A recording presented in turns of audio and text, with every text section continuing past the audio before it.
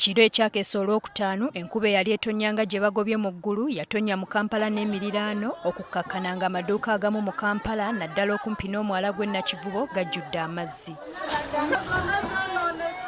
Kino kyaviirako abasuubuzi okufiirwa obuwanana olw'amazzi agayingira mu maduuka gaabwe, emmaali yaabwe yonna n'etokomoka.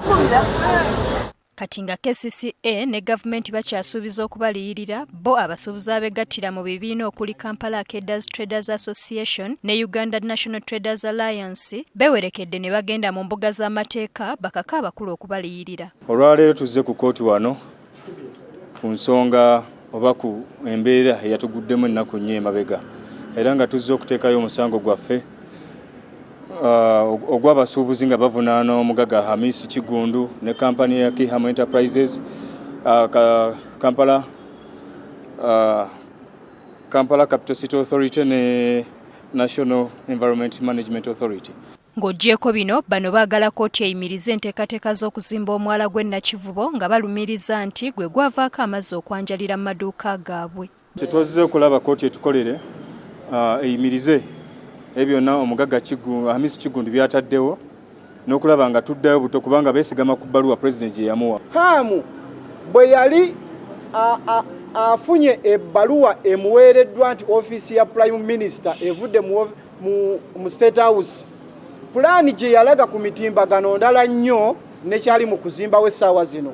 Balumiriza nti Hamis Kigundu yatandika okuzimba ku mwala gw'e Nakivubo nga mpaawo tteeka lyagoberedde, kyokka ekisinga okubaluma nti NEMA ne KCCA nabo tebaafaayo naddala bwe baalaba ebbaluwa eyava eri omukulembeze w'eggwanga ng'awabula ku nsonga eno. Tugenze okulaba nga tewaliyo ofiisi yonna ya gavumenti yavuddeyo neeraba butya bwegenda okudduukirira abasuubuzi bano.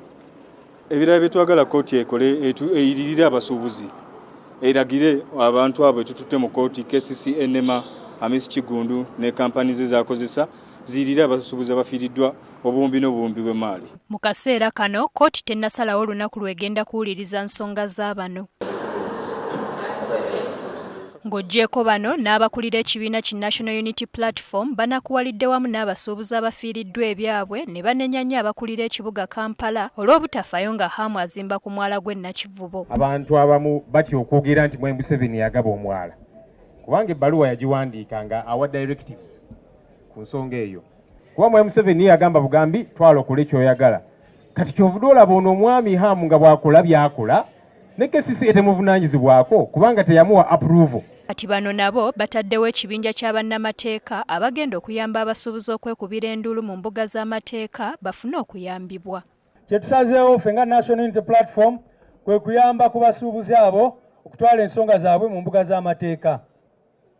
Era ttiimu eyo egenda kuba ekulemberwa Honorable Shamim Malende ne Kanso Muizi. Era twagala abasuubuzi bonna bonna ku nsonga ya compensation bajje bawandiike batutukirire ne legal team yaffe tubayambeko okugenda mu kooti. Bulijjo musuubiza abantu Kiteezi mwagamba abantu mujja baliyirira ne kaakano mu Maachi amataba gaayonoona ebintu n'abantu ne bafa ne kaakano katwagaye katugende mu kooti.